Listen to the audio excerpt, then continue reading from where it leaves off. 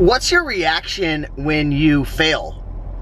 I don't know about you, but for me, growing up and, just going through the school system, so on and so forth, I was taught, at least the way I perceived it, I was taught that if I failed, it was a bad thing. If I made a mistake, it was a bad thing. If I attempted something or I was given an assignment or a project and I failed, that was a bad thing. When you're an entrepreneur, failure, making mistakes, struggle, challenge, not getting it the first time is actually normal. And if you want to be successful, you need to learn to embrace failure. You need to learn to embrace mistakes.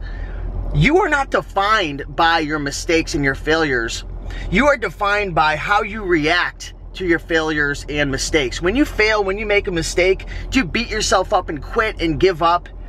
Or do you learn from those mistakes and ask yourself questions like, what can I do to improve? What can I do next time to make sure this doesn't happen? How can I add more value? How can I go around this roadblock the next time around to make sure that I get to my result?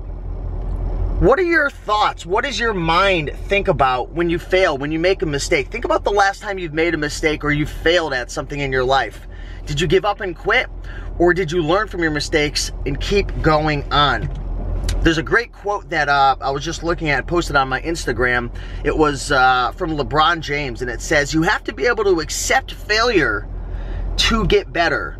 So the question I have for you, and I'm gonna leave you off with, is are you able to accept failure in order to get better, or do you let failure and temporary defeat hold you down? So I would love to know your responses in the comments down below. If you found value in this video, be sure to like, comment, and subscribe. Share this with a friend. And I'll see you in the next one.